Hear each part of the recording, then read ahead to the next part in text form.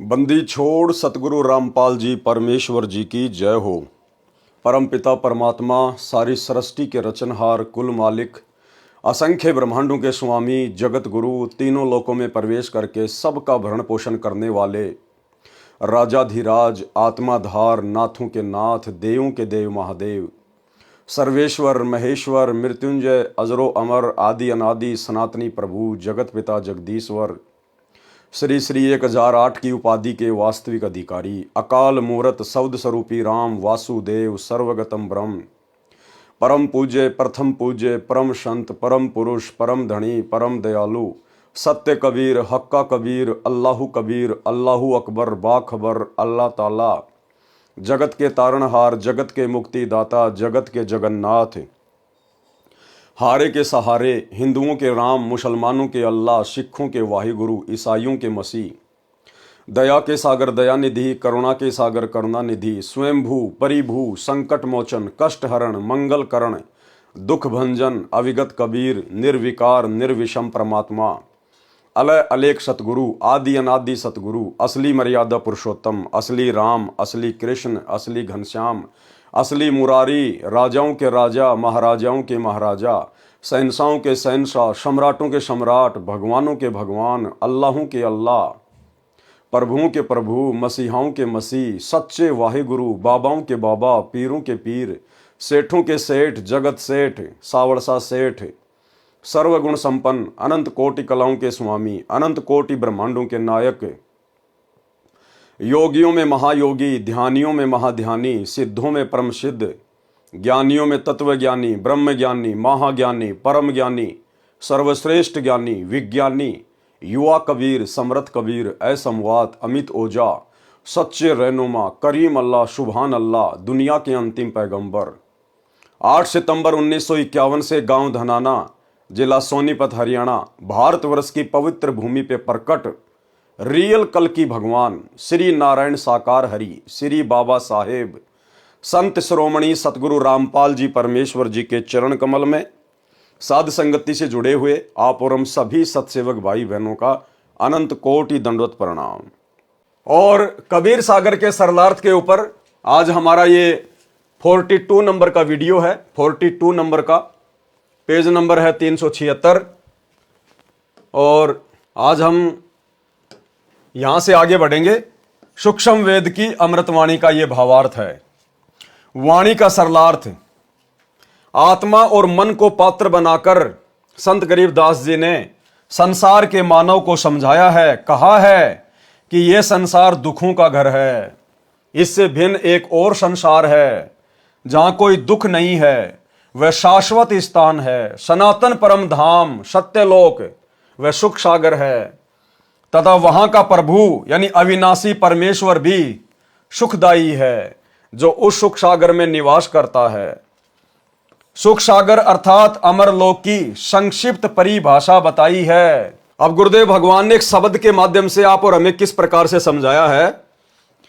शंखों लहर मेहर की उपजय कहर नहीं जा कोई और दास गरीब अचल अविनाशी सुख का सागर सोई। भावार्थ किया है गुरुदेव ने। जिस समय मैं लेखक कौन पूज्य गुरुदेव भगवान जिस समय मैं अकेला होता हूं तो कभी कभी ऐसी हिलोर अंदर से उठती है। उस समय सब अपने से लगते हैं, चाहे किसी ने मुझे कितना ही कष्ट दे रखा हो उसके प्रति द्वेष भावना नहीं रहती, सब पर दया भाव बन जाता है। यह स्थिति कुछ ही मिनट रहती है, उसको मेहर की लहर कहा है।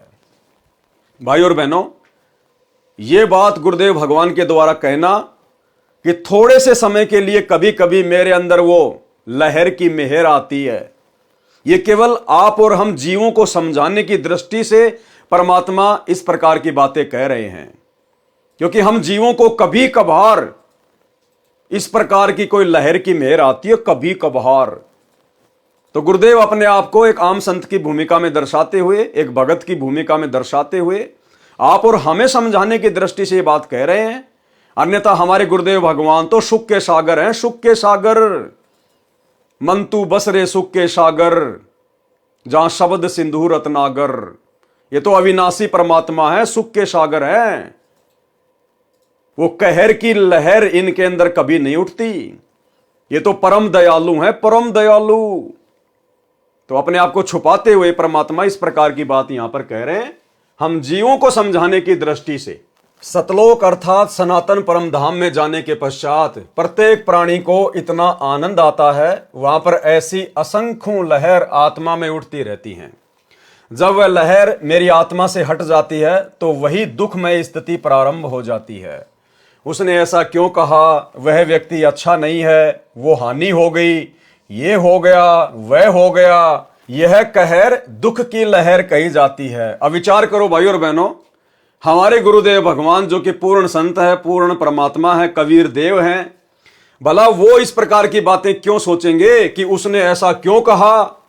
गुरुदेव तो हमें समझाते हैं कि आवत गाड़ी एक है, उल्टा होय अनेक, कहे कबीर ना उल्टियो, रहे एक की एक, और जो तोकू काटा बोवे ताको बोतू फूल, तोए फूल के फूल है वाको है त्रिशूल।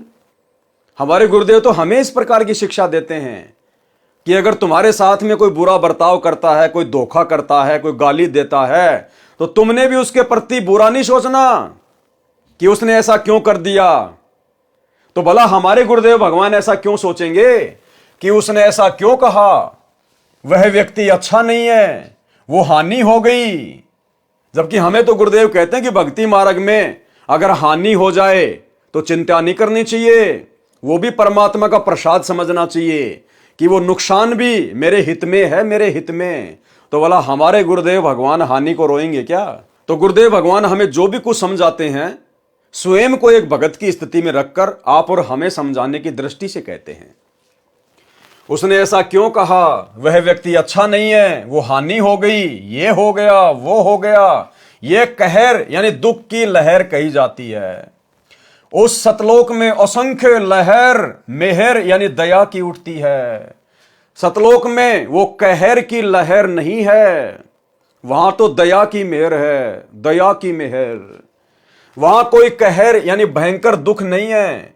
वैसे तो सतलोक में कोई दुख नहीं है, कहर का अर्थ भयंकर कष्ट होता है। जैसे एक गांव में आपसी रंजिश के चलते विरोधियों ने दूसरे पक्ष के एक परिवार के 3 सदस्यों की हत्या कर दी। कहीं पर भूकंप के कारण हजारों व्यक्ति मर जाते हैं, उसे कहते हैं कहर टूट पड़ा या कहर कर दिया।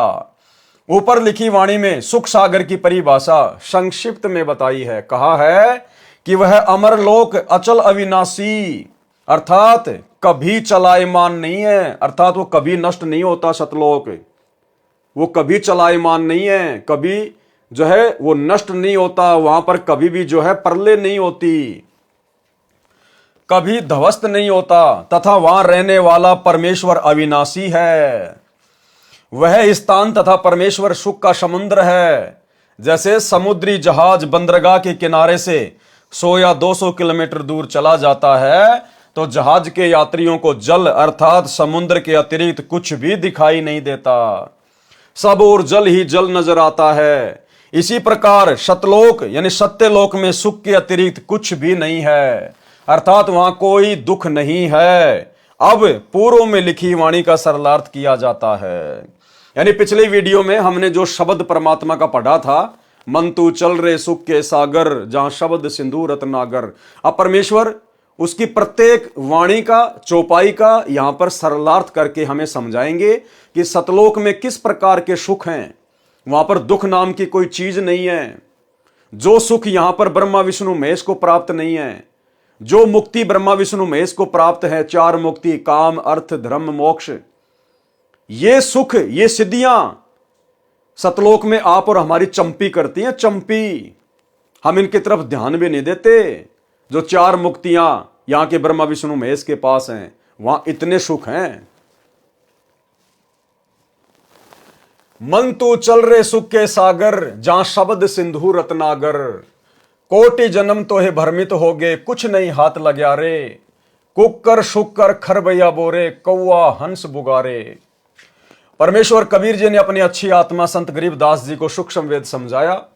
उसको संत गरीबदास जी गांव छुड़ानी जिला झज्जर हरियाणा प्रांत ने आत्मा तथा मन को पात्र बनाकर विश्व के मानव को काल ब्रह्म के लोक का कष्ट तथा सतलोक का सुख बताकर उस परम धाम में चलने के लिए सत्य साधना जो शास्त्रोक्त है करने की प्रेरणा की है। मन तू चल रे सुख के सागर, अर्थात हे मन तू सनातन परम धाम में चल। शब्द को अविनाशी अर्थ किया है क्योंकि शब्द नष्ट नहीं होता। इसलिए तो दास बार बार कहता है कि वो जो सार शब्द है, वो जो शब्द है वो हमारा गुरु है। हम हैं शब्द शब्द हम माही, और हमसे भिन्न और कछु नाही। इसीलिए दास कहता है हमारे गुरुदेव स्वयं कबीर परमात्मा है, और इनका जो शरीर है वो विदेह है। विदेह नूरी है, 5 तत्व का हाड़ मांस से निर्मित नहीं है, इसलिए वो कभी नष्ट नहीं होता। और यहां क्या कह रहे हैं गुरुदेव, शब्द क्या होता है? शब्द को अविनाशी अर्थ दिया है। अविनाशी क्योंकि शब्द नष्ट नहीं होता, इसलिए शब्द का अर्थ अविनाशीपन से है कि वह स्थान अमृतत्व का सिंधु अर्थात सागर है, और मोक्ष रूपी रतन का आगार अर्थात खान है। इस काल ब्रह्म के लोक में आप जी ने भक्ति भी की, परंतु शास्त्र अनुकूल साधना बताने वाले तत्वदर्शी संत न मिलने के कारण आप करोड़ों जन्मों से भटक रहे हो। करोड़ों अरबों रुपए संग्रह करने में पूरा जीवन लगा देते हो। अचानक मृत्यु हो जाती है, वह जोड़ा हुआ धन जो आपके पूर्व के संस्कारों से प्राप्त हुआ था उसे छोड़कर संसार से चला गया। उस धन के संग्रह करने में जो पाप किए वे आप जी के साथ गए। आप जी ने उस मानव जीवन में तत्वदर्शी संत से दीक्षा लेकर शास्त्र विधि अनुसार भक्ति की साधना नहीं की, जिस कारण से आपको कुछ हाथ नहीं आया। पूर्व के पुण्यों के बदले धन ले लिया, वह धन यहीं रह गया, आपको कुछ भी नहीं मिला। आपको मिले धन संग्रह तथा भक्ति शास्त्र अनुकूल न करने के पाप, जिनके कारण आप कुकर यानी कुत्ता, खर यानी गधा, शुकर यानी सुअर, कौवा, काग पक्षी, हंस एक पक्षी जो केवल सरोवर में मोती खाता है, बुगा यानी बुगला पक्षी आदि आदि की योनियों को प्राप्त करके कष्ट उठाया। फिर अगली चौपाई का अर्थ किया गुरुदेव ने, कोटि जन्म तू राजा कीन्या मिटी न मन की आशा, और भिक्षुक होकर दर दर हांड्या मिला न निर्गुण राशा। सरलार्थ, हे मानव, आप जी ने काल ब्रह्म की कठिन से कठिन साधना की, घर त्याग कर जंगल में निवास किया, फिर भिक्षा प्राप्ति के लिए गांव व नगर में घर घर के द्वार पर हांड्या अर्थात घूमा। जंगल में साधनारत साधक निकट के गांव या शहर में जाता है, एक घर से भिक्षा पूरी नहीं मिलती तो अन्य घरों से भोजन लेकर जंगल में चला जाता है। कभी कभी तो साधक एक दिन भिक्षा मांग कर लाते हैं, उसी से 2-3 दिन निर्वाह करते हैं। रोटियों को पतले कपड़े, रुमाल जैसे कपड़े को छालना कहते हैं, छालने में लपेटकर पेड़ की टहनियों से बांध देते थे। वे रोटियां सूख जाती थी, उनको पानी में भिगोकर नरम करके खाते थे। वे प्रतिदिन भिक्षा मांगने जाने में जो समय व्यर्थ होता था उसकी बचत करके उस समय को काल ब्रह्म की साधना में लगाते थे। भाई और बहनों, कितनी गजब की बात कह रहे हैं गुरुदेव भगवान कि जिन साधु संतों ने, ऋषि महात्माओं ने घोर तपस्या की, सतयुग में, त्रेता में, द्वापर में, जिस समय हजारों वर्षों की उम्र होती थी, लाखों वर्षों की उम्र होती थी सिर्फ परमात्मा प्राप्ति के लिए, और वो लोग अपना समय बचाने के लिए कि हमारा जरा भी समय भक्ति के अलावा व्यतीत नहीं होना चाहिए, एक एक क्षण का सदुपयोग होना चाहिए। यदि हमने घर छोड़ा है तो परमात्मा प्राप्ति के लिए छोड़ा है। अब यदि उस समय को हम बर्बाद करेंगे, बकवादों में बर्बाद करेंगे, तो परमात्मा हमसे नाराज होगा, दुखी होगा। वो गांव में जाते थे, रोटियां मांग के लाया करते थे, और भाई और बहनों, ज्यादा से ज्यादा समय तपस्या में लगे, भक्ति में लगे, परमात्मा प्राप्ति में लगे। वो रोटियों को एक कपड़े में बांधकर पेड़ से टांग दिया करते थे, और उन रोटियों को 2-3 दिन तक जो सूख जाया करती थी को पानी में भिगो के नरम करके खाया करते थे। अब वर्तमान में भगवान ने हमें कितनी सुविधा दे दी, और खुद साक्षात वर्तमान में धरती पे परमात्मा प्रकट है। वो साधु संत महात्मा ऐसी कठिन तपस्या करके अपने आत्म कल्याण के लिए जिस भगवान की प्राप्ति करना चाहते थे, काल ब्रह्म की, उस काल ब्रह्म की छाया के भी दर्शन नहीं हुए उनको। और हम भगत भाई बहनों को घर बैठे पूर्ण परमात्मा मिल गया, अल्लाहू अकबर मिल गया, उस काल का पिता मिल गया, जिसकी भक्ति से पूर्ण मोक्ष होगा, जिसकी प्राप्ति के लिए इतनी कठिन साधना भी नहीं करनी, जंगल में भी नहीं जाना, घर परिवार भी नहीं छोड़ना, अपना काम करते करते अपने बाल बच्चों के साथ मर्यादाओं में रह के भक्ति करनी है, बढ़िया बढ़िया खाना खाना है। तो सोचिए भाई और बहनों, उन पहले वाले साधु संत ऋषि महात्माओं की तुलना में वर्तमान में संत रामपाल जी के जिन भक्तों को परमात्मा मिल चुका है संत रामपाल जी के रूप में, आज वे क्या कर रहे हैं, आज वे कहां खड़े हैं। आप लोग तो समय की नजाकत को समझ ही नहीं रहे। अपने कोऑर्डिनेटरों के कहने से, गुरुदेव के परिवार के कहने से दुनिया भर की तो तुम राजनीतिक रैलियों में धक्के खाते हो। कभी नरेंद्र मोदी की गोहाना की रैली में, कभी नरेंद्र मोदी की भोपाल की रैली में, कभी कोई पीला पर्चा निकाल दिया कि वहां से वो व्यक्ति चुनाव लड़ रहा है, हमने उसको वोट डालना है, उसका समर्थन करना है। कभी आप लोगों को कहां पर धक्के खाने के लिए बैठा दिया जाता है, कभी जाट आरक्षण में, कभी गुंडों की सीबीआई जांच में। आज आप भाई बहन जो सतलोक आश्रमों से जुड़े हुए हैं, आपका स्टैंड कहां है? अरे कहां खड़े हो तुम? कैसे परमात्मा तुमसे प्रसन्न होगा? सोचो उन आत्माओं को जिन्होंने ऐसी घोर तपस्या की परमात्मा प्राप्ति के लिए, जिनको मार्ग भी सही नहीं मिला हुआ था, अपना एक सेकंड भी फालतू में बर्बाद नहीं करते थे। और तुम सत्संग के बहाने इन आश्रमों में जाते हो, दुनिया भर की रिश्तेदारियां जोड़ते हो, दुनिया भर का जो आडंबर इन आश्रमों में गुरुदेव के परिवार ने सेट कर रखा तुम्हारे मनोरंजन के लिए, जुलाहों का कुआं, वहां जाकर सेल्फियां लेते हो। मिट्टी की गाय, मिट्टी के बैल, उनको देखते हो। कबीर जी का झोपड़ा, मिट्टी का पहाड़, लहर तारा तालाब, दुनिया भर की रंगोलियां, मनोरंजन के लिए जाते हो, टाइम पास करते हो वहां जाके। परमात्मा कितना नाराज होगा, कल्पना भी नहीं कर सकते। समय की नजाकत को समझो। पूर्ण ब्रह्म परमात्मा काल का भी बाप धरती पे प्रकट है हमारे गुरुदेव भगवान के रूप में। अपना परम सौभाग्य समझो, जो बिन बुलाए मेहमान की तरह परमात्मा आ गया। आप और हमने कभी सपने में भी नहीं सोचा था इस भगवान और भक्ति के बारे में। इस भगवान ने आके हमारा हाथ पकड़ा है। अपनी नालायकी के चलते, अपनी अज्ञानता के चलते हाथ मत छुड़ाओ परमात्मा से। समय का सदुपयोग करो, ज्ञान को आधार बनाओ, साध संगति से जुड़े हुए भाई बहनों से शिक्षा लो। ड्रामेबाजी नहीं चलेगी।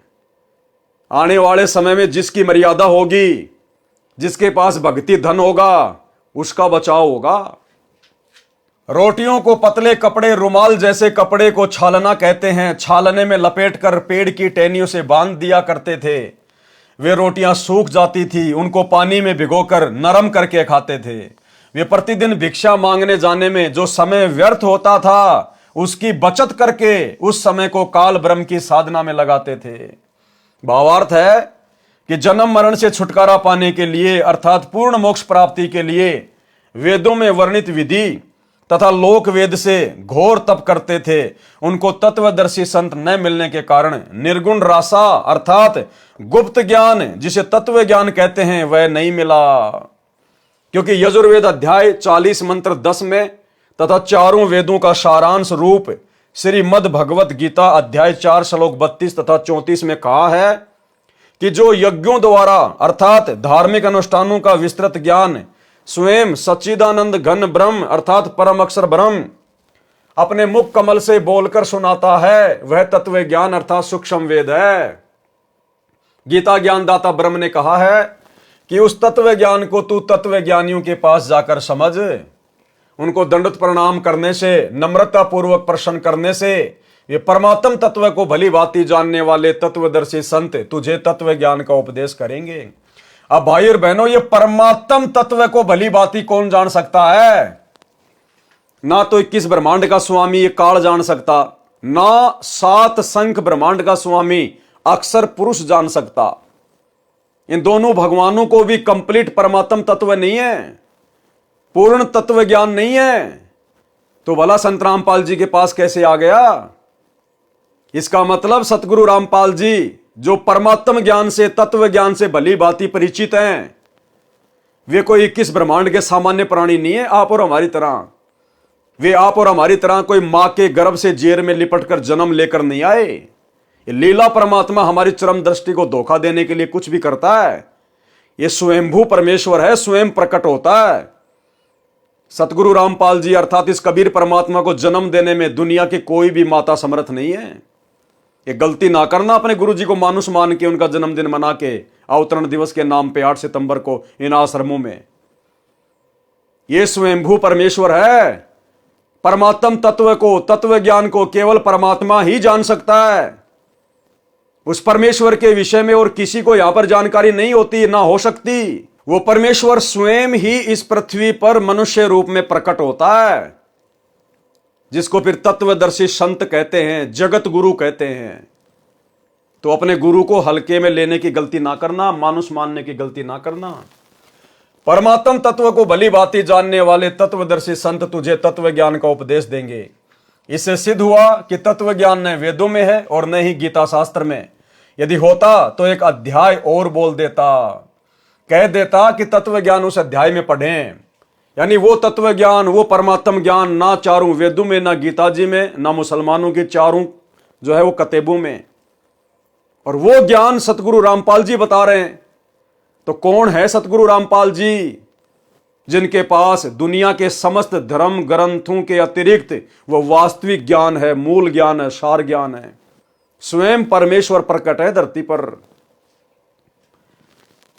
कह देता कि तत्व ज्ञान उस अध्याय में पढ़ें। संत गरीबदास जी ने मन के बहाने मानव शरीरधारी प्राणियों को समझाया है कि वह निर्गुण रासा अर्थात तत्व ज्ञान न मिलने के कारण काल ब्रह्म की साधना करके आप जी करोड़ों जन्मों में राजा बने। कोटि जन्म तू राजा कीन्या, मिटी न मन की आशा, और भिक्षुक होकर दर दर हांड्या, मिला न निर्गुण रासा।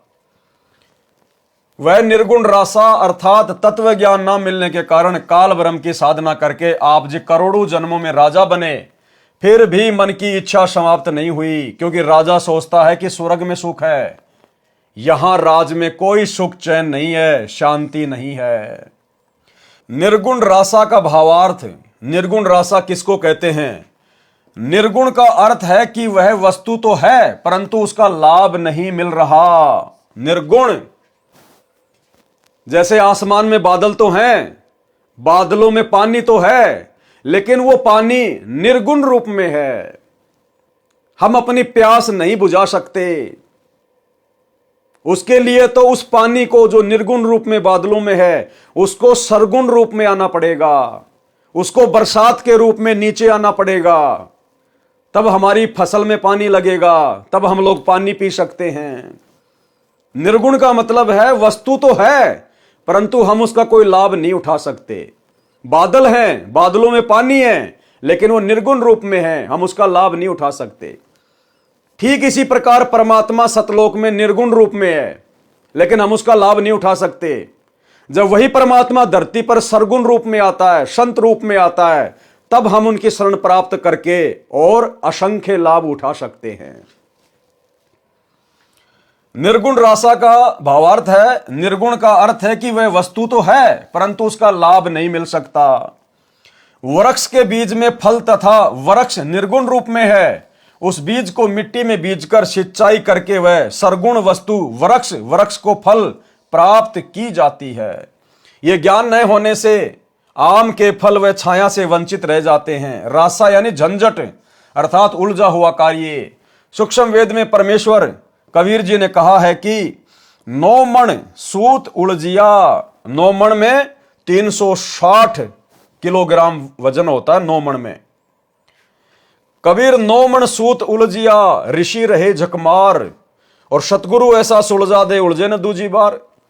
यानी इस आध्यात्मिक ज्ञान को, परमात्मा की प्राप्ति के मार्ग को सतयुग से लेकर वर्तमान समय तक ब्रह्मा जी के वंशजों ने, नकली पंडितों ने, धर्म गुरुओं ने, आचार्य शंकराचार्यों ने, और आजकल रोजाना जो 5-10 नए नए आचार्य यूट्यूब पर पैदा हो रहे हैं, इन लोगों ने अपनी मन गढ़ंत बातों से इस आध्यात्मिक ज्ञान को नौमन सूत की तरह उलझा के रखा हुआ था।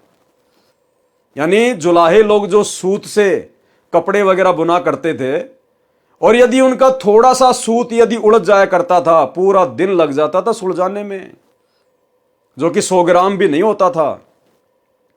और यहां तो इन्होंने 9 मण 360 किलोग्राम सूत उलझा रखा है। भला उसको कौन सुलझा सकता है परमात्मा के अलावा। लेकिन सतगुरु ऐसा सुलझा दे फिर उलझे न दूजी बार।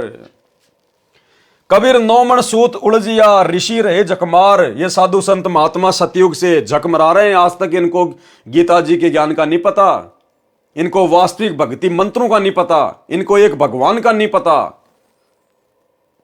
आज तक समाज को यह नहीं बता पाए ये आचार्य शंकराचार्य, किसी भी धर्म के मुल्ला मौलवी पंडित काजी, कि एक परमात्मा कौन है जिसने सबको रचा, जिसने सबको बनाया।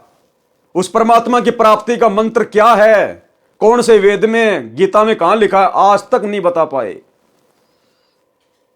महाराष्ट्र के शिरडी में साईं बाबा पूरी जिंदगी बीत गई, एक ही शब्द बोलता था, सबका मालिक एक। उंगली कहां करता था, ऊपर। क्या कहता था, सबका मालिक एक। पूरी जिंदगी में वो उस एक मालिक का नाम नहीं बता पाया। अरे अगर आपको इतना पता है कि सबका मालिक एक है, तो उसका नाम भी बता देता मेरे भाई। वो कैसे मिलेगा वो भी बता देता, लेकिन नहीं बता पाया उसका नाम। आज वो नाम स्वयं उस सबके मालिक ने आकर ही बताया। वो सबका मालिक कबीर देव है, वेद जिसकी चीख चीख कर महिमा गा रहे हैं। आज वो कबीर देव स्वयं धरती पर 8 सितंबर 1951 से गांव धनाना, जिला सोनीपत, हरियाणा, भारतवर्ष की पावन भूमि पर सतगुरु रामपाल जी के रूप में प्रकट है। यूट्यूब पर जाकर सत्संग सुनना शुरू कीजिए, लाभ उठा लीजिए। अन्यथा ये जन्म निकलते ही, ये मनुष्य शरीर छूटते ही गधे, कुत्ते, सुअर, चाहे कोई राजा है चाहे कोई प्रजा है। कबीर 9 मण सूत उलझिया ऋषि रहे झकमार। सतगुरु ऐसा सुलझा दे उलझे न दूजी बार।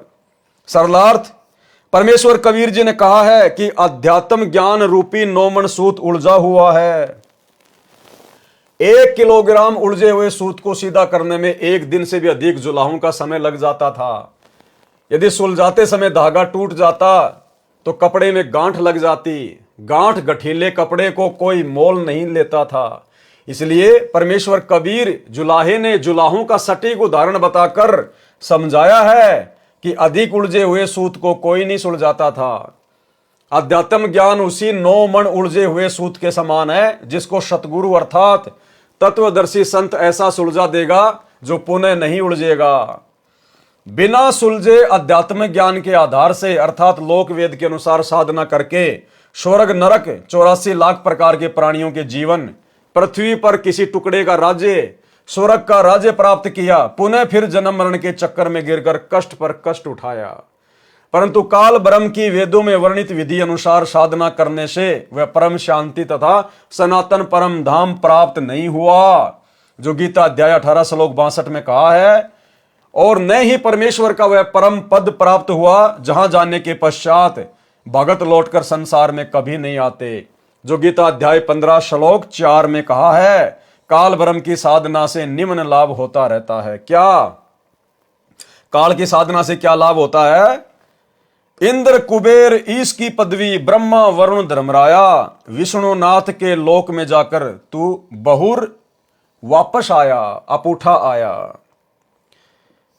सरलार्थ, काल ब्रह्म की साधना करके साधक इंद्र का पद भी प्राप्त करता है। इंद्र स्वर्ग के राजा का पद है। इसको देवराज अर्थात देवताओं का राजा तथा सुरपति भी कहते हैं। यह सिंचाई विभाग अर्थात वर्षा मंत्रालय भी अपने अधीन रखता है। प्रश्न, इंद्र की पदवी कैसे प्राप्त होती है, यानी इंद्र का राज्य कैसे प्राप्त किया जाता है, जैसे प्रधानमंत्री का पद कैसे प्राप्त किया जाता है, क्या क्या योग्यता होनी चाहिए जिस आधार से वो प्रधानमंत्री का चुनाव लड़ सके, तो ऐसे ही देवताओं का राजा इंद्र बनने की भी एक प्रोसीजर है। क्या है उत्तर? अधिक तप करने से या 100 मण 4000 किलोग्राम गाय या भैंस के घी का प्रयोग करके धर्म यज्ञ करने से एक धर्म यज्ञ संपन्न होती है। ऐसी ऐसी 100 यज्ञ जो सफल कर लेता है। ध्यान से पढ़ना, या तो अधिक तप करने से या 100 मण यानी 4000 किलोग्राम गाय या भैंस के घी का प्रयोग करके धर्म यज्ञ करने से एक धर्म यज्ञ संपन्न होती है। ऐसी ऐसी 100 धर्म यज्ञ निर्विघ्न यानी बिना किसी बाधा के करने से इंद्र की पदवी साधक प्राप्त करता है।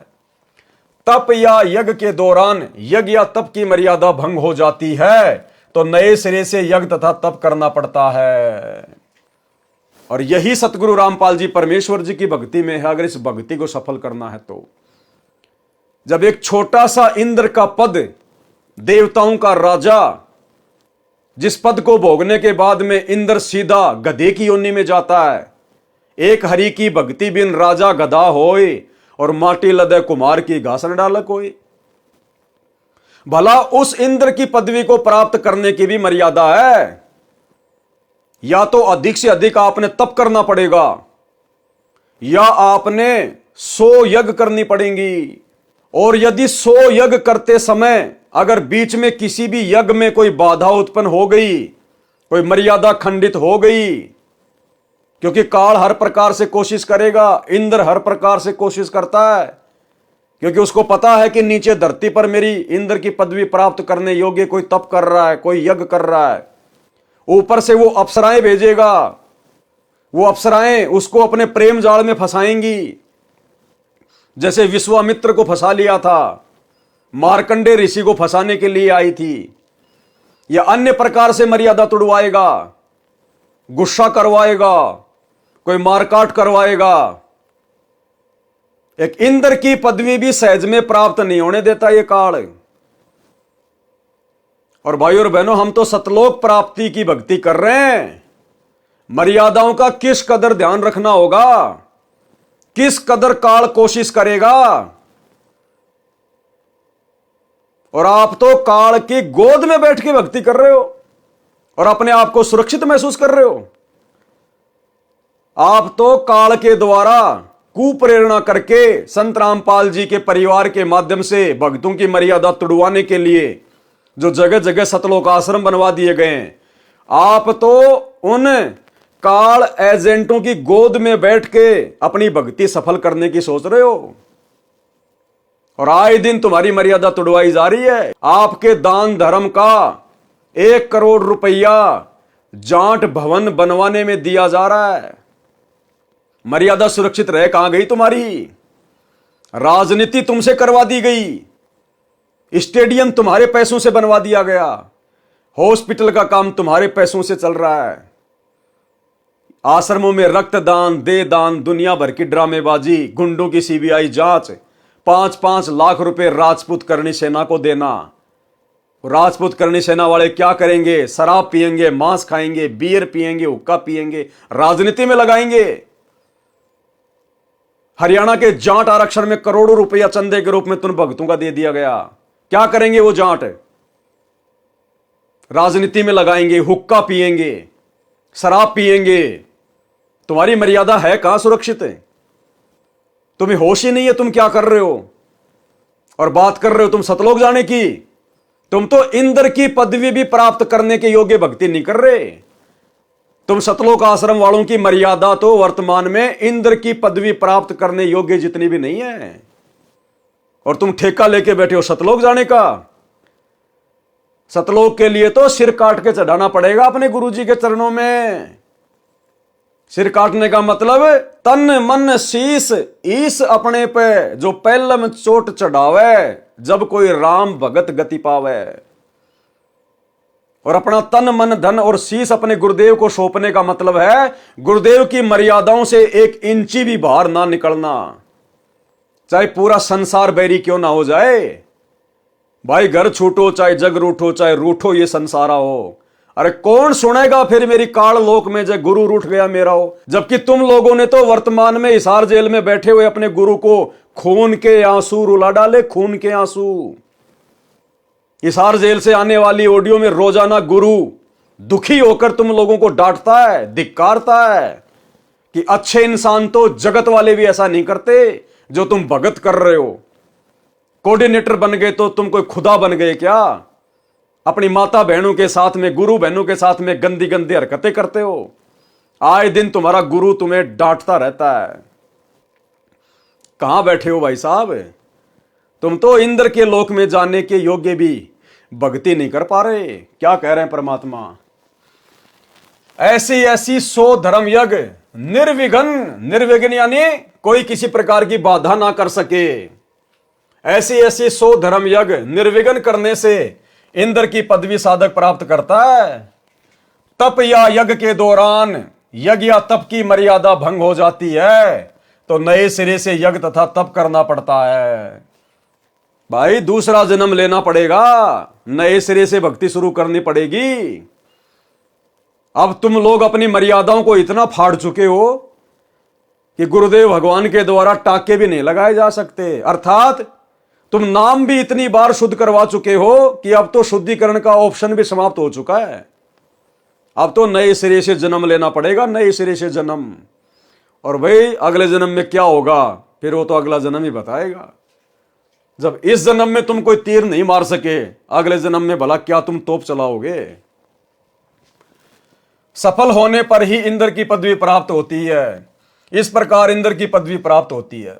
प्रश्न, इंद्र का शासन काल कितना है? मृत्यु उपरांत इंद्र के पद को छोड़कर प्राणी किस योनि को प्राप्त करता है? उत्तर, इंद्र स्वर्ग के राजा के पद पर 72 चौकड़ी अर्थात 72 चतुर्युग तक बना रहता है। 72 चतुर्युग तक इंद्र का शासन काल होता है। 72 चतुर्युग क्या है? एक चतुर्युग होता है सतयुग, त्रेता, द्वापर, कलयुग। इन चारों युगों को मिलाकर एक चतुर्युग कहा जाता है। और एक चतुर्युग की आयु होती है 43,20,000 वर्ष। यानी सतयुग की शुरुआत से लेकर कलयुग के अंत तक चारों युगों का एक चतुर्युग का जो समय होता है वो होता है 43,20,000 वर्ष। ऐसे ऐसे 72 चतुर्युग तक इंद्र शासन करता है, शासन।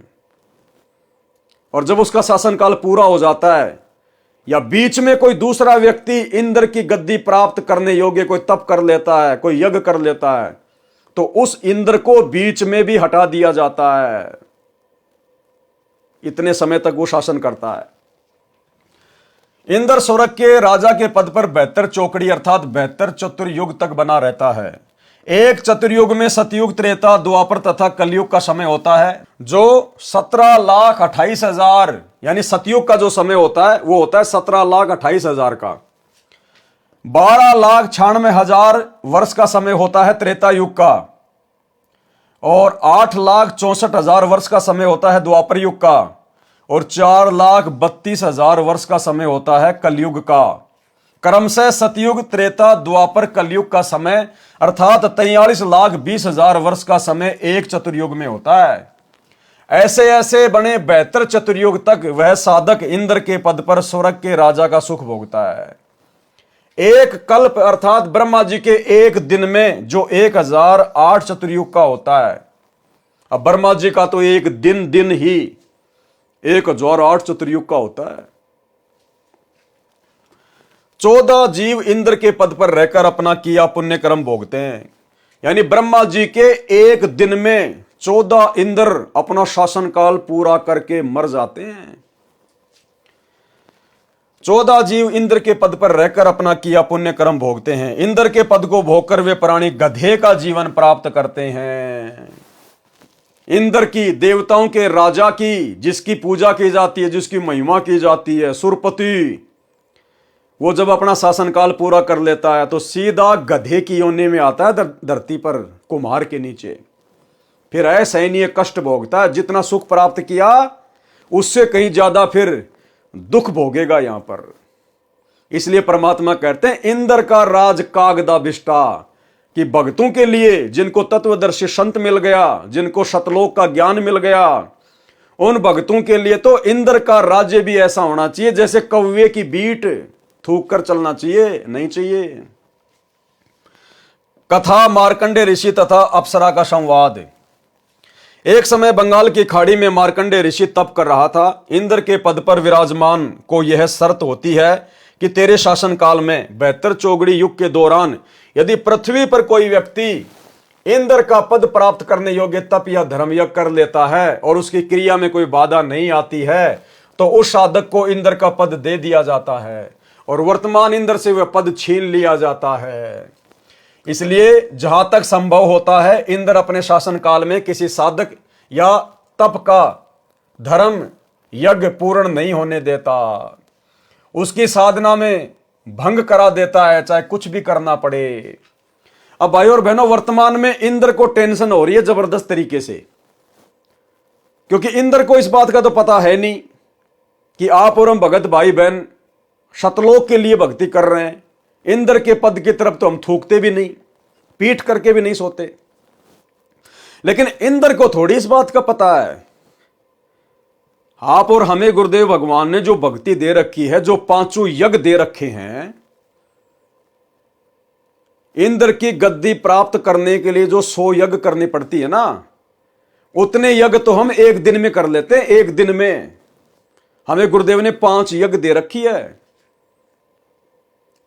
एक यज्ञ ज्ञान की, यदि हम रोजाना 1 घंटा भी बैठकर ध्यान से सत्संग सुनते हैं, हमारी एक यज्ञ पूरी हो जाती है। आप और हम मात्र 1 घंटे अगर ध्यान से बैठकर सत्संग सुनते हैं, मर्यादा में रहकर, हमारी एक यज्ञ पूर्ण हो जाती है। दूसरी यज्ञ ध्यान की, यानी सत्संग को ध्यान से सुनना, मंत्रों को ध्यान से करना, आरती को मन लगा के करना, ध्यान से करना, वो होती है ध्यान यज्ञ। अपनी मर्यादाओं का ध्यान रखना, ध्यान यज्ञ, वो हमारा दूसरा यज्ञ हो गया। तीसरी यज्ञ हवन की। हम अपने घर पर प्रतिदिन गाय या भैंस के देसी घी से खड़ी बत्ती वाला दीपक जलाते हैं। रोजाना हमारा एक हवन यज्ञ बन रहा है। चौथी यज्ञ है दंडवत करना, प्रणाम यज्ञ। हम अपने गुरुदेव को दिन में कितनी बार दंडवत करते हैं? हर बार हमें एक यज्ञ का लाभ मिलता है। लेकिन मिलेगा किसको? हर किसी को नहीं मिलेगा कि नाम ले लिया, गुरुजी को दंडवत कर रहे हैं, यज्ञ हो गई। नहीं, आपको बार बार समझाया जाता है कि दंडवत यज्ञ का लाभ कैसे मिलेगा। जिस समय आप अपने गुरु को ही अपना इष्ट मानकर और शरीर के 8 अंगों सहित दंडवत प्रणाम करोगे। नित्य नियम में पढ़ते हो ना रोजाना, अष्ट अंग से दंडवत प्रणामा, संध्या प्रात करे निष्कामा। ये 8 अंग कौन कौन से हैं जो पृथ्वी से स्पर्श होना चाहिए? उसके बाद गुरु को ही अपना इष्ट मानना है। आपके गुरु के अलावा यदि आपके घर में किसी और की फोटो मिल गई, गरीबदास जी की, दादा गुरु जी की, पंडित चिदानंद जी की, दाढ़ी मूछ वाले नकली कबीर की, तो आपकी दंडवत, आपका हवन यज्ञ, आपका ज्ञान यज्ञ, आपका ध्यान यज्ञ कभी कंप्लीट नहीं हो सकता। आपने यदि अपने गुरु के रहते सहते अगर जून के महीने में दाढ़ी मूछ वाले नकली कबीर का कबीर प्रगट दिवस मना लिया, किसी आश्रम में जाके मना लिया, आपका कोई भी यज्ञ, 5 यज्ञ में कोई भी यज्ञ आपका सफल नहीं हो सकता। इसकी कंप्लीट जानकारी साथ संगति के वीडियो देखते रहिए, आपको मिल जाएगी। अनेकों बार वीडियो बनाकर आप लोगों को समझाया गया है।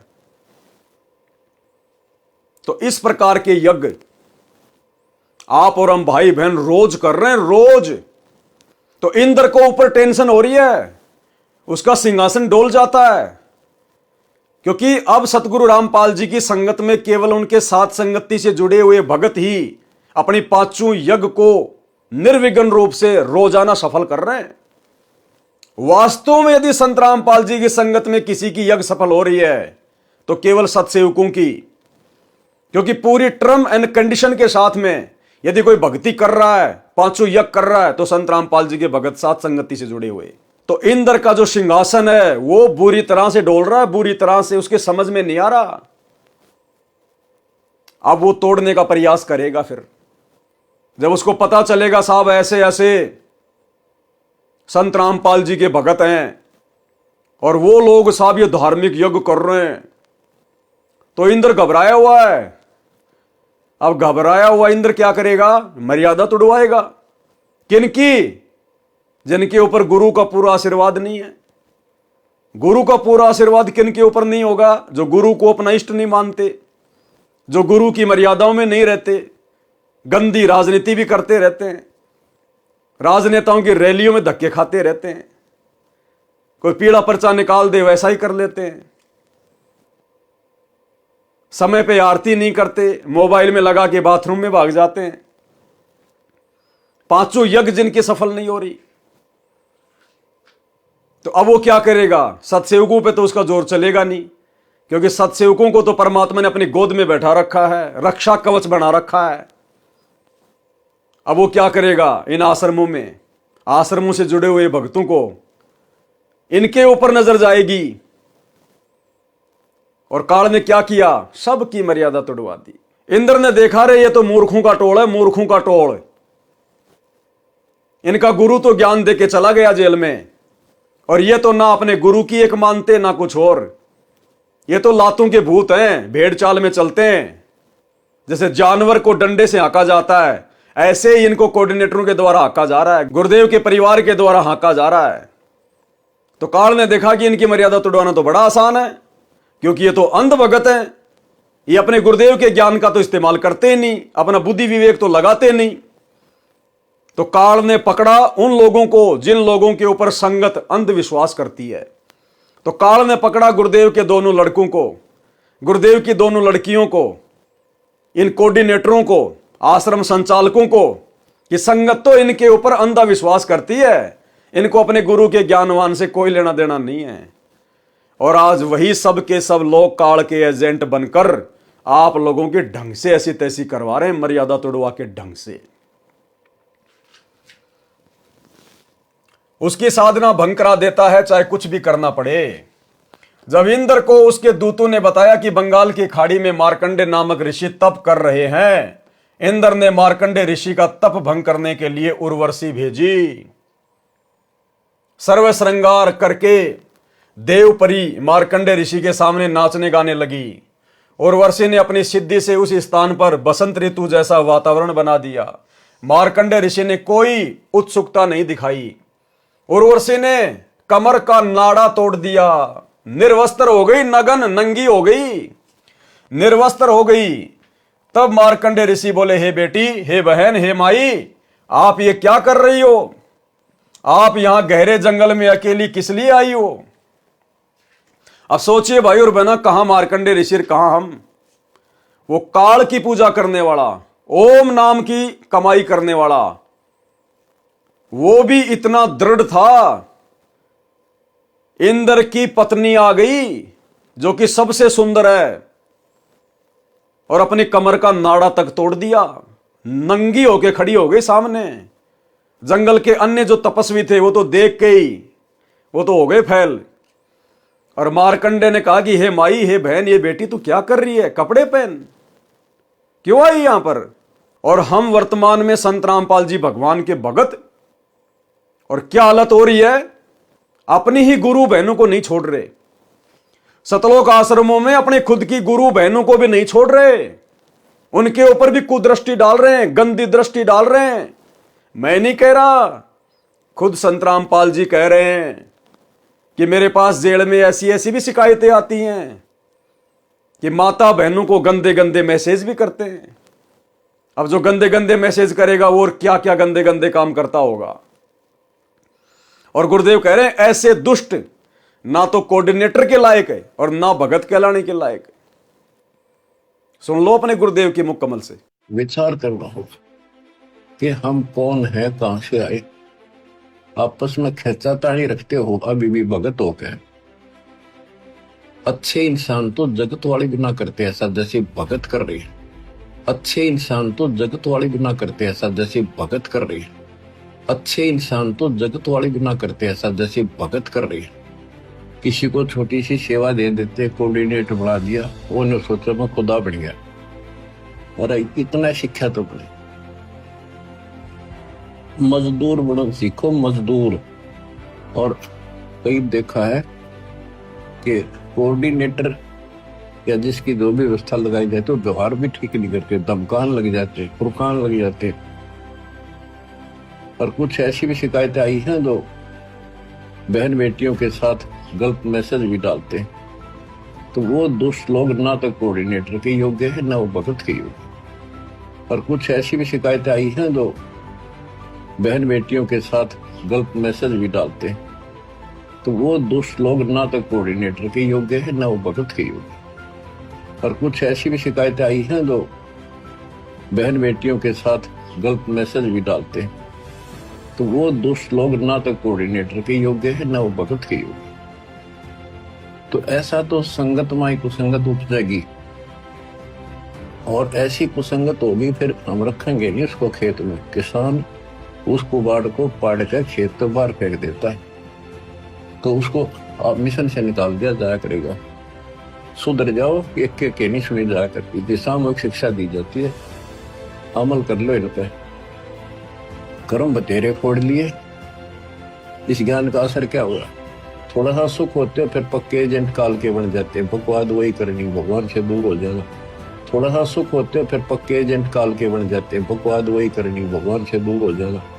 थोड़ा सा सुख होते हो फिर पक्के एजेंट काल के बन जाते हैं, बकवाद वही करनी, भगवान से दूर हो जाना। तो भाइयों और बहनों, कहां तो मार्कंडे ऋषि और कहां हमारे सतलोक आश्रमों से जुड़े हुए सतगुरु रामपाल जी के तत्वज्ञानी भगत, ये कोऑर्डिनेटर।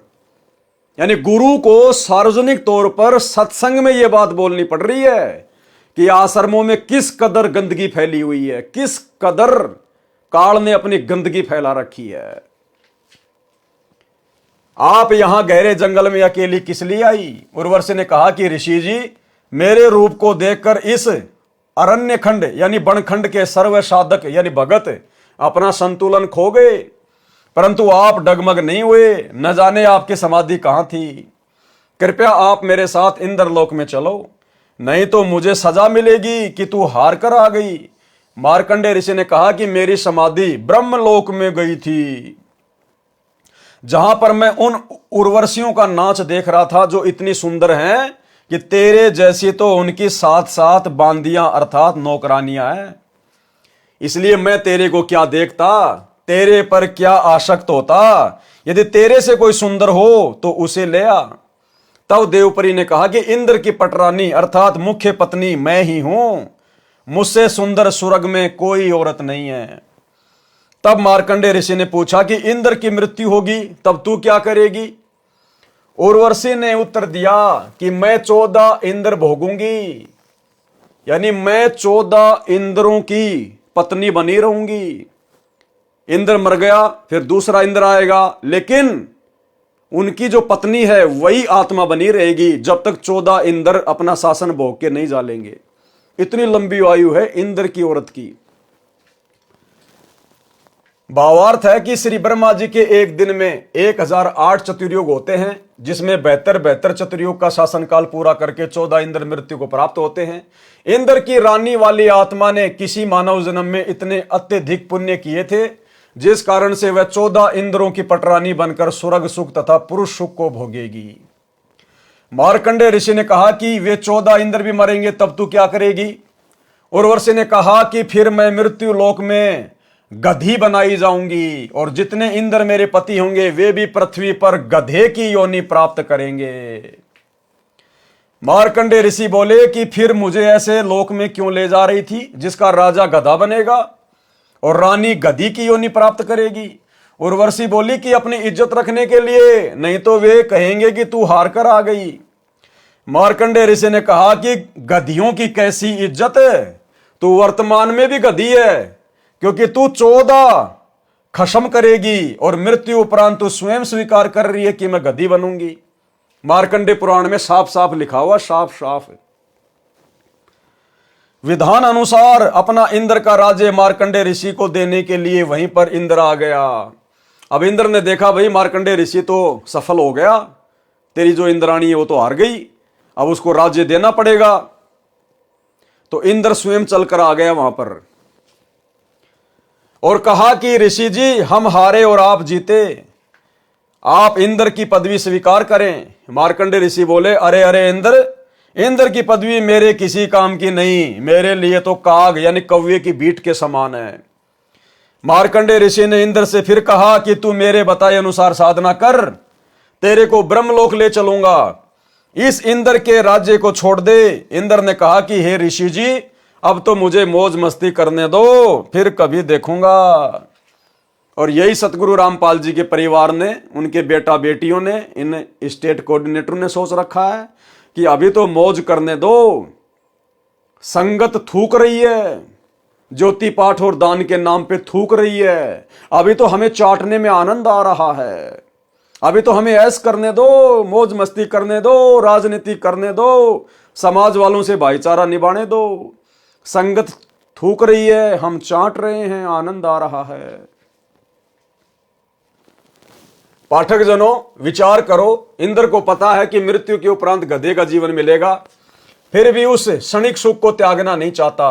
कहा कि फिर कभी देखूंगा। फिर कब देखेगा? गधा बनने के पश्चात तो कुमार देखेगा कितना वजन गधे की कमर पर रखना है, कहां से डंडा मारना है। ठीक इसी प्रकार इस पृथ्वी पर कोई छोटे से टुकड़े का प्रधानमंत्री, मंत्री, मुख्यमंत्री या राज्य में मंत्री बना है या किसी पद पर सरकारी अधिकारी या कर्मचारी बना है या धनी है, उसको कहा जाता है कि आप भक्ति करो नहीं तो गधे बनोगे। वे या तो नाराज हो जाते हैं कि क्यों बनेंगे गधे, फिर से मत कहना। कुछ सभ्य होते हैं, वे कहते हैं कि किसने देखा है गधे बनते हैं। फिर उसको बताया जाता है कि सब संत तथा ग्रंथ बताते हैं, तो अधिकतर कहते हैं कि देखा जाएगा। उनसे निवेदन है कि मृत्यु के पश्चात गधा बनने के बाद आप क्या देखोगे? फिर तो कुमार देखेगा कि आप जी के साथ कैसा बर्ताव करना है। देखना है तो वर्तमान में देख। ठीक इसी प्रकार हम साथ संगति से जुड़े हुए भाई बहनों का, सतलोक आश्रमों से जुड़े हुए हमारे गुरु भाई बहनों से प्रार्थना है, विनती है, समय रहते आंखें खोल लो। तुम्हारी आंखों के सामने जो दुष्ट कर्म, जो घटिया कर्म, मर्यादा विरुद्ध कर्म, गुरुदेव के सत्संगों के विरुद्ध मनमाना आचरण इन सतलोक आश्रमों में तुमसे करवाया जा रहा है, गुरुदेव का परिवार कर रहा है तुम्हारे दान धर्म पर। समय रहते सुधर जाओ, आंखें खोल लो, साथ संगति से जुड़ जाओ, अन्यथा बाद में फिर भाई कुमार देखेगा, कुमार। देखना है तो वर्तमान में देख, बुराई छोड़कर शास्त्र अनुकूल साधना करो, जो वर्तमान में विश्व में केवल मेरे पास, लेखक रामपाल दास के पास है। आओ ग्रहण करो और अपने जीव का कल्याण कराओ। ऊपर लिखी वाणी नंबर 3 में बताया है कि इंद्र, कुबेर तथा ईश की पदवी प्राप्त करने वाले तथा ब्रह्मा जी का पद, वरुण, धर्मराय का पद प्राप्त करके तथा विष्णु जी के लोक को प्राप्त, देव पद प्राप्त भी वापस जन्म मरण के चक्कर में रहता है। इंद्र, कुबेर, ईश की पदवी, ब्रह्मा, वरुण, धर्मराया और विष्णु लोक के पुर को जाकर तू फिर भी वापस आया। इतना सब कुछ सुख भोग कर भी जो काल तक की साधना करते हैं या मर्यादा तोड़कर पूर्ण संत की साधना करते हैं, उनको ये सुख मिलेंगे।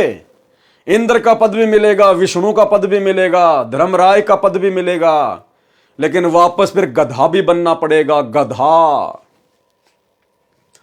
स्वर्ग लोक में 33 करोड़ देव पद हैं, जैसे भारतवर्ष की संसद में 540 सांसदों के पद हैं। व्यक्ति बदलते रहते हैं, उन्हीं सांसदों में से प्रधानमंत्री तथा अन्य केंद्रीय मंत्री आदि बनते हैं। इसी प्रकार उन 33 करोड़ देवताओं में से ही कुबेर का पद अर्थात धन के देवता का पद प्राप्त होता है, जैसे वित्त मंत्री होता है। ईश की पदवी का अर्थ है प्रभु पद, जो कुल 3 माने गए हैं, श्री ब्रह्मा जी, श्री विष्णु जी तथा श्री शिव जी। वरुण देव जल का देवता है। धर्मराय मुख्य न्यायाधीश है, जो सब जीवों के कर्मों का फल देता है, उसे धर्मराज भी कहते हैं। ये सर्व काल ब्रह्म की साधना करके पद प्राप्त करते हैं। पुण्य समाप्त होने के पश्चात पद से मुक्त होकर पशु पक्षियों आदि की 84 लाख प्रकार की योनियों में चले जाते हैं। फिर नए ब्रह्मा जी, नए विष्णु जी तथा नए शिव जी इन पदों पर विराजमान होते हैं। उपरोक्त सर्व देवता जन्मते मरते हैं, ये अविनाशी नहीं है। इनकी स्थिति आप जी को सृष्टि रचना अध्याय में इसी पुस्तक में स्पष्ट होगी कि ये कितने भगवान हैं, कितने प्रभु हैं, किसके पुत्र हैं तथा कौन इनकी माता जी है। अन्य प्रमाण श्री देवी पुराण सचित्र मोटा टाइप केवल हिंदी, गीता प्रेस गोरखपुर से प्रकाशित के 3रे स्कंद में पेज नंबर 123 पर लिखा है कि तुम शुद्ध स्वरूपा हो। यानी विष्णु जी अपनी माता दुर्गा से प्रार्थना कर रहे हैं कि तुम शुद्ध स्वरूपा हो, ये सारा संसार आप ही से उद्भासित हो रहा है। मैं यानी विष्णु, ब्रह्मा और शंकर आपकी कृपा से विद्यमान है। हमारा तो आविर्भाव यानी जन्म तथा तिरोभाव अर्थात मृत्यु हुआ करता है, यानी हम तो जन्मते और मरते हैं। आप प्रकृति देवी हैं। शंकर भगवान बोले कि हे देवी, यदि विष्णु के पश्चात उत्पन्न होने वाले ब्रह्मा आपसे उत्पन्न हुए तो क्या मैं तमोगुणी लीला करने वाला शंकर क्या आपकी संतान नहीं हुआ? अर्थात मुझे भी उत्पन्न करने वाले तुम ही हो। हम तो केवल नियमित कार्य ही कर सकते हैं, यानी जैसा आप हमें आदेशित करती हो हम तो केवल वही कर सकते हैं। अर्थात जिसके भाग्य में जो लिखा है हम वही प्रदान कर सकते हैं, न अत्यधिक कर सकते हैं न कम कर सकते हैं।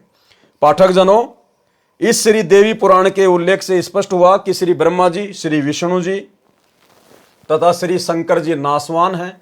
इनकी माता जी का नाम श्री देवी दुर्गा है। अधिक जानकारी आप सृष्टि रचना अध्याय से ग्रहण करेंगे जो इसी पुस्तक में लिखी है। ये प्रधान देवता हैं, अन्य इनके निम्न स्तर के देव हैं। ये सर्व जन्मते मरते हैं। अविनाशी राम यानी अविनाशी परमात्मा ये नहीं है।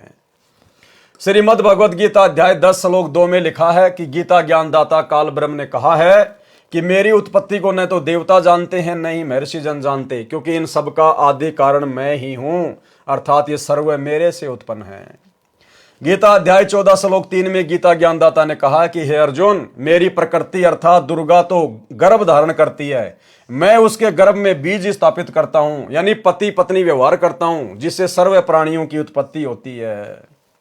गीता अध्याय 14 श्लोक 4 में गीता ज्ञानदाता ने कहा कि हे अर्जुन, नाना प्रकार की सब योनियों में जितने शरीरधारी मूर्तियां उत्पन्न होती हैं, प्रकृति यानी दुर्गा तो उन सबकी गर्भ धारण करने वाली माता है। अहम ब्रह्म यानी मैं ब्रह्म यानी काल बीज स्थापित करने वाला पिता हूं। गीता अध्याय 14 श्लोक 5 गीता ज्ञानदाता ने स्पष्ट किया है कि हे अर्जुन, सत्व गुण श्री विष्णु जी, रजगुण श्री ब्रह्मा जी तथा तमगुण श्री शिव जी, ये प्रकृति अर्थात दुर्गा देवी से उत्पन्न तीनों देवता अर्थात तीनों गुण अविनाशी जीव आत्मा को कर्मों के अनुसार शरीर में बांधते हैं। उपरोक्त परमाणु से स्पष्ट हुआ कि उपरोक्त देवता नाशवान हैं तथा काल ब्रह्म के पुत्र हैं। प्रसंग चल रहा है कि वाणी संख्या 3 का सरलार्थ इंद्र कुबेर ईश अर्थात ब्रह्मा विष्णु शिव तक को प्राप्त करके तथा वरुण धर्मराय की पदवी तथा श्री विष्णुनाथ के लोक को प्राप्त करके भी जन्म मरण के चक्कर में रहते हैं। मार्कंडेय ऋषि जी ब्रह्म साधना कर रहे थे, यानी काल की साधना कर रहे थे, उसी को सर्वोत्तम मान रहे थे। इसलिए इंद्र को कह रहे थे कि आजा, तेरे को ब्रह्म साधना का ज्ञान कराऊं। ब्रह्मलोक की तुलना में स्वर्ग का राज्य लापसी यानी बिना देसी घी से बना भोजन जो हलवे जैसा दिखाई देता है की तुलना के जैसे कव्वे की भीट है। पाठक जनों, सत्यलोक को हलवा जानो। आप जी ने ब्रह्म साधना करने वाले श्री चुनक ऋषि, श्री दुर्वासा ऋषि तथा कपिल मुनि की दशा जान ली। उनकी साधना को गीता ज्ञानदाता ने गीता अध्याय 7 श्लोक 18 में अनुत्तम अर्थात घटिया बताया है। उसी श्रेणी की साधना मार्कंडेय ऋषि जी की थी, जिसको अति उत्तम मानकर कर रहे थे तथा इंद्र को भी राय दे रहे थे कि ब्रह्म साधना कर ले। सूक्ष्म वेद में कहा है कि औरों पंथ बताओ ही और आपने जाने रहा। दूसरों को तो रास्ता बता रहा है और खुद को ज्ञानी नहीं है। भावार्थ, अन्य को मार्गदर्शन करते हैं, स्वयं भक्ति मार्ग का ज्ञान नहीं। श्रीमद् भगवद गीता अध्याय 4 श्लोक 25 से 29 तक यही बताया है कि जो साधक जैसी भी साधना करता है उसे उत्तम मानकर कर रहा होता है। सर्व साधक अपनी अपनी भक्ति को पापनाशक जानते हैं। गीता अध्याय 4 श्लोक 32 में स्पष्ट किया है कि यज्ञों अर्थात धार्मिक अनुष्ठानों का ज्ञान स्वयं सच्चिदानंद घन ब्रह्म ने अपने मुख कमल से बोली वाणी में विस्तार के साथ कहा है। वह तत्व ज्ञान है जिसे जानकर साधक सर्व पापों से मुक्त हो जाते हैं। गीता अध्याय 4 श्लोक 34 में स्पष्ट किया है कि उस तत्व ज्ञान को तत्वदर्शी संत जानते हैं। उनको दंडवत प्रणाम करने से, नम्रता पूर्वक प्रसन्न करने से वे तत्व ज्ञान को जानने वाले ज्ञानी महात्मा तुझे तत्व ज्ञान का उपदेश करेंगे। और भाई वो तत्वदर्शी संत, वो ज्ञानी महात्मा वर्तमान में धरती पर सतगुरु रामपाल जी के रूप में प्रकट है। ये स्वयं ही सच्चिदानंद घन ब्रह्म है, जिन्होंने अपने मुख कमल से वाणियां बोल बोल के आप और हमें ये ज्ञान दिया, पांचों यज्ञों की जानकारी दी, भक्ति मार्ग दिया। ये स्वयं सच्चिदानंद घन ब्रह्म है, स्वयं अविनाशी परमात्मा है, सर्व सृष्टि के मालिक हैं। वह तत्व ज्ञान जिसे ऊपर की वाणी में निर्गुण रासा कहा है, नहीं मिलने से सर्व साधक जन्म मरण के चक्कर में रहे। मार्कंडेय ऋषि ब्रह्म साधना कर रहा था। श्रीमद् भगवद गीता अध्याय 8 श्लोक 16 में कहा है कि ब्रह्म लोक में गए साधक भी पुनरावर्ती अर्थात बार बार जन्म मरण के चक्कर में रहते हैं। यानी 21 ब्रह्मांड की सर्वोत्तम साधना है काल साधना, ब्रह्म साधना। गीता अध्याय 8 श्लोक नंबर 13 में उस काल का मंत्र है, ओम इति एक अक्षरम ब्रह्म व्यवहारण माम अनुस्मरण ये प्रयाति तजम देयम सयाति परमाम गतम। ओम नाम की साधना करके और घोर तप करके साधक कहां जाता है? ब्रह्मलोक में, जो 21 ब्रह्मांड की सर्वश्रेष्ठ उपलब्धि है, यानी 7 स्टार होटल। उस ब्रह्मलोक में जाने के बाद भी जब तक उसकी भक्ति कमाई है, वो तप की कमाई है, ओम नाम की कमाई है, तब तक वो मौज करेगा। फिर उसके बाद वो नीचे 84 लाख योनियों में गधे कुत्ते के शरीरों में डाला जाएगा। तो ये तो यहाँ के काल की, ब्रह्मा विष्णु महेश के पिताजी की, दुर्गा के पति की, जो 21 ब्रह्मांड का नकली भगवान है, ये उसकी साधना का परिणाम है। तो बताइए फिर साधक क्या करेगा? औरों की साधना करके हम कैसे अविनाशी हो सकते हैं? हम कैसे सुख सागर में जा सकते हैं? तो केवल एकमात्र सतगुरु रामपाल जी की भक्ति, तत्वदर्शी संत सतगुरु रामपाल जी, जो कि स्वयं कबीर परमात्मा है। कबीर परमात्मा स्वयं ही तत्वदर्शी संत की भूमिका निभाते हैं। जगत गुरु संत रामपाल जी, जगत गुरु की भूमिका केवल परमात्मा निभाता है कबीर जी।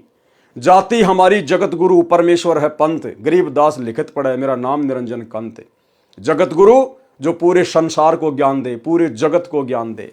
और भाई पूरे जगत का ज्ञान, पूरी सृष्टि का ज्ञान केवल परमेश्वर को हो सकता, किसी और को नहीं। तो संत रामपाल जी स्वयं वो परमेश्वर हैं, जगत गुरु हैं। इनकी भक्ति से सदा सदा के लिए हमारा जन्म मरण समाप्त होगा। वाणी संख्या 4, असंख्य जन्म तो हे मर्त्या होंगे, जीवित क्यों न मरे रे। और 12 मध्य मैल मठ बोरे, बहुर न दे धरे रे। सरलार्थ, हे मानव तू अनंत बार जन्म और मर चुका है, सत्य साधना कर तथा जीवित मर। जीवित मरने का तात्पर्य है कि भगत को ज्ञान हो जाता है कि इस संसार की प्रत्येक वस्तु अस्थायी है। यह शरीर भी स्थायी नहीं है, जन्म मृत्यु का बखेड़ा भी भयंकर है। इस संसार में दुख के अतिरिक्त कुछ नहीं है। मानव शरीर प्राप्त करके मोक्ष प्राप्त नहीं किया तो पशु जैसा जीवन जिया। जैसे गीता अध्याय 7 श्लोक 29 में कहा है कि जो साधक केवल जरा तथा यानी मृत्यु तथा बुढ़ापे के कष्ट तथा मरण के दुख से ही मुक्ति के लिए जो साधना रत है, वे तत्ब्रह्म को तथा संपूर्ण अध्यात्म को तथा कर्मों को जानते हैं। इसी प्रकार तत्व ज्ञान होने के पश्चात मानव को अनावश्यक वस्तुओं की इच्छा नहीं होती। तंबाकू, शराब, मांस सेवन नहीं करता। नाच गाना मूर्खों का काम लगता है। जैसा भोजन मिल जाए उसी में संतुष्ट रहता है। आत्म कल्याण कराने के लिए साधक विचार करता है कि यदि मैं सत्संग में नहीं जाऊंगा तो गुरुजी के दर्शन नहीं कर पाऊंगा। सत्संग विचार न सुनने से मन फिर से विकार करने लगेगा। वह साधक सर्व कार्य छोड़कर सत्संग सुनने के लिए चल पड़ता है। वह विचार करता है कि हम प्रतिदिन सुनते हैं तथा देखते हैं कि छोटे छोटे बच्चों को छोड़कर पिता संसार से चला जाता है, मर जाता है। बड़े बड़े पूंजीपति दुर्घटना में मर जाते हैं। सर्व संपत्ति जो सारे जीवन में जोड़ी थी उसे छोड़कर चले जाते हैं, दोबारा उस संपत्ति को संभालने नहीं आते। मृत्यु से पहले एक दिन भी कार्य छोड़ने का दिल नहीं करता था। अब स्थायी यानी परमानेंट कार्य छूट गया। एक भगत सत्संग में जाने लगा, दीक्षा ले ली, ज्ञान सुना और भक्ति करने लगा। अपने मित्र से भी सत्संग में चलने तथा भक्ति करने के लिए प्रार्थना की, परंतु दोस्त नहीं माना। कह देता कि कार्य से फुर्सत नहीं है, छोटे छोटे बच्चे हैं, इनका पालन पोषण भी करना है। काम छोड़कर सत्संग में जाने लगा तो सारा धंधा चौपट हो जाएगा। वह सत्संग में जाने वाला भगत जब भी सत्संग में चलने के लिए अपने मित्र से कहता तो वह यही कहता कि अभी काम से फुर्सत नहीं है। 1 साल पश्चात उस मित्र की मृत्यु हो गई। उसकी अर्थी उठाकर नगरवासी चले, साथ साथ सैकड़ों नगर मोहल्ले के व्यक्ति भी साथ साथ चले। सब बोल रहे थे कि राम नाम सत्य है, सत्य बोले गत है। भगत कह रहा था कि राम नाम तो सत्य है, परंतु आज भाई को फुर्सत है। नगरवासी कह रहे थे कि सत्य बोल भाई, सत्य बोले गत है। भगत कह रहा था कि आज भाई को फुर्सत है। अन्य व्यक्ति उस भगत से कहने लगे कि ऐसे मत बोल, इसके घर वाले बुरा मानेंगे। भगत ने कहा कि मैं तो ऐसे ही बोलूंगा। मैंने इस मूर्ख से हाथ जोड़कर प्रार्थना की थी कि सत्संग में चल, कुछ भक्ति कर ले। ये कहता था कि अभी फुर्सत अर्थात समय नहीं है। आज इसको परमानेंट फुर्सत है। छोटे छोटे बच्चे भी छोड़ चला, जिनके पालन पोषण का बहाना करके परमात्मा से दूर रहा। भक्ति करता तो खाली हाथ नहीं जाता, कुछ भक्ति धन लेकर जाता। बच्चों का पालन पोषण परमात्मा करता है। भक्ति करने से साधक की आयु भी परमात्मा बढ़ा देता है। भगत जन ऐसा विचार करके भक्ति करते हैं, कार्य त्याग कर सत्संग सुनने जाते हैं। भगत विचार करते हैं कि परमात्मा न करे हमारी मृत्यु हो जाए, फिर हमारे कार्य कौन करेगा। हम ये मान लेते हैं कि हमारी मृत्यु हो गई, हम 3 दिन के लिए सत्संग में चले, अपने को मृत मान लें और सत्संग में चले गए। वैसे तो परमात्मा के भक्तों का कार्य बिगड़ता नहीं, फिर भी हम मान लेते हैं कि हमारी गैर हाजिरी में कुछ कार्य खराब हो गया तो 3 दिन बाद जाकर ठीक कर लेंगे। वास्तव में टिकट कट गई अर्थात मृत्यु हो गई तो परमानेंट कार्य बिगड़ गया, फिर कभी ठीक करने नहीं आ सकते। इस स्थिति को जीवित मरना कहते हैं। यानी परमेश्वर का काम सबसे पहले, उसके बाद अन्य सांसारिक कार्य। वाणी का से सरलार्थ, द्वादश मध्य मैल मठ बोरे, बहुर न दे धरे रे। सरलार्थ श्रीमद् भगवद गीता अध्याय 15 श्लोक 4 में कहा है कि तत्व ज्ञान की प्राप्ति के पश्चात परमेश्वर के उस परम पद की खोज करनी चाहिए जहां जाने के पश्चात साधक लौटकर संसार में कभी नहीं आते, अर्थात उनका पुनर्जन्म नहीं होता, वे फिर देह धारण नहीं करते। सूक्ष्म वेद की ये वाणी ये स्पष्ट कर रही है कि वह परम धाम द्वादश अर्थात 12वें द्वार को पार करके उस परम धाम में जाया जाता है। आज तक सर्व ऋषि महर्षि संत मंडलेश्वर केवल 10 द्वार बताया करते, परंतु परमेश्वर कबीर जी ने अपने स्थान को प्राप्त कराने का सत्य मार्ग, सत्य स्थान स्वयं ही बताया है। उन्होंने 12वां द्वार बताया है। तो भाई सतयुग से लेकर वर्तमान कलयुग तक ये 12वें द्वार की जानकारी संत रामपाल जी के अलावा धरती पर किसी ने भी किसी को नहीं दी। तो कौन हुए संत रामपाल जी? स्वयं कबीर परमात्मा।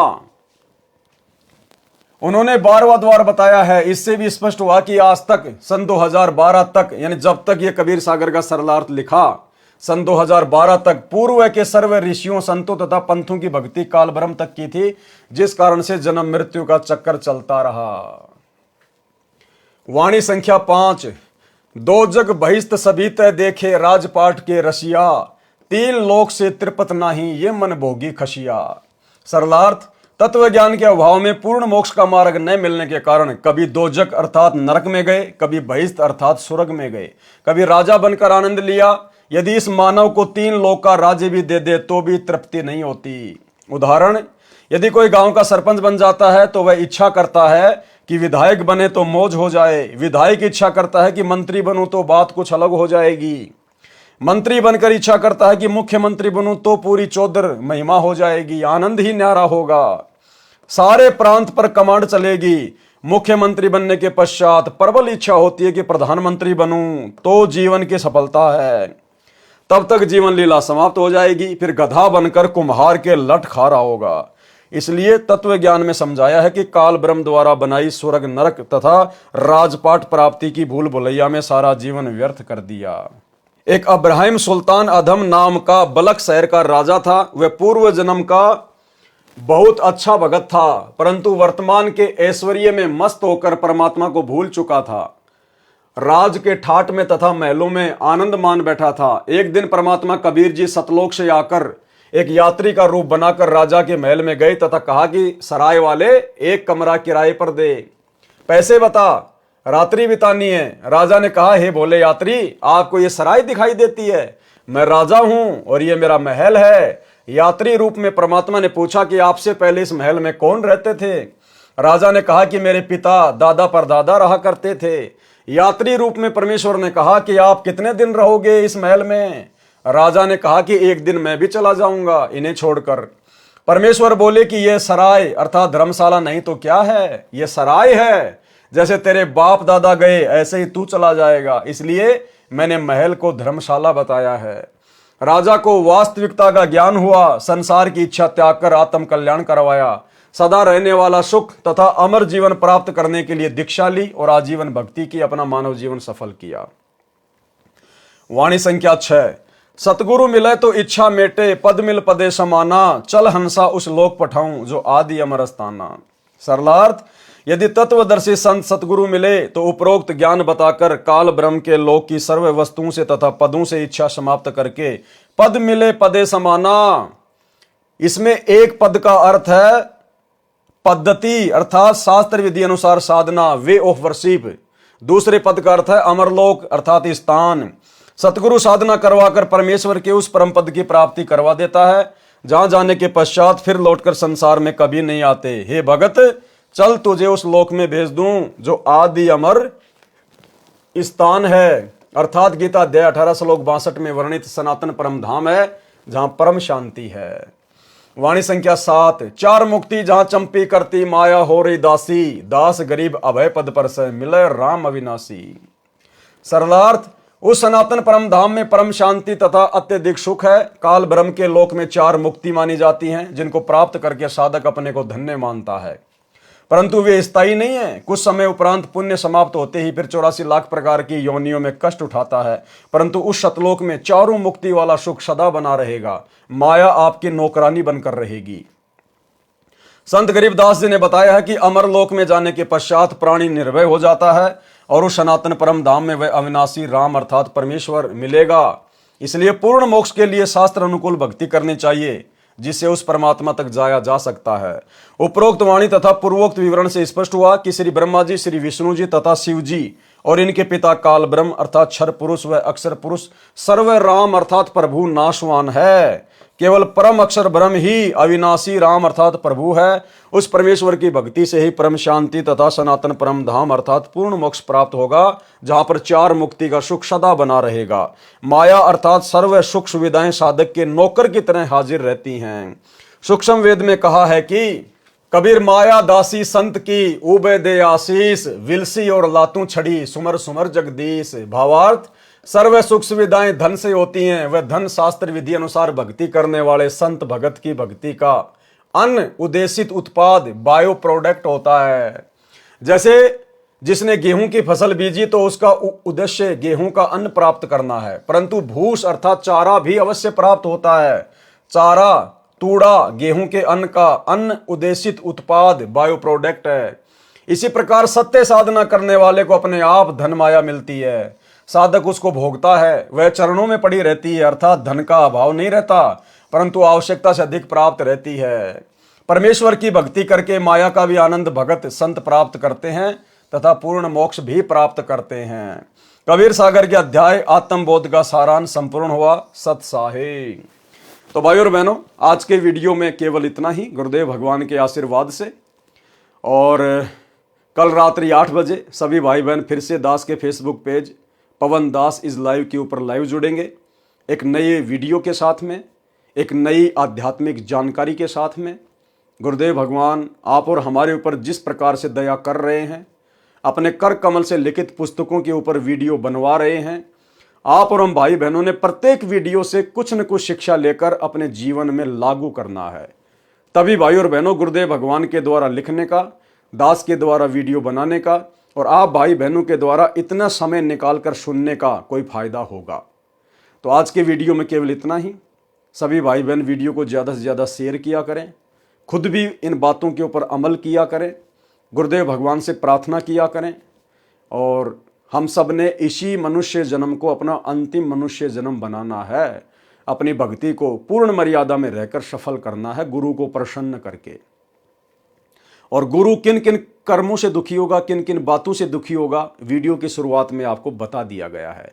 तो ऐसी महागलतियां जो गुरुदेव का कलयुगी परिवार कर रहा है, आश्रम संचालक कर रहे हैं, कोऑर्डिनेटर कर रहे हैं और इन सब के पीछे अंधी होकर चल रही अंध संगत कर रही है, आप और हम सत्सेवक भाई बहन करने से बचें। तो आज के वीडियो में केवल इतना ही। कल रात्रि 8 बजे फिर से लाइव जुड़ेंगे। तब तक गुरुदेव भगवान हम सबको आज्ञा दे, इजाज़त दे, आशीर्वाद दे। बंदी छोड़ सतगुरु रामपाल जी भगवान की जय हो।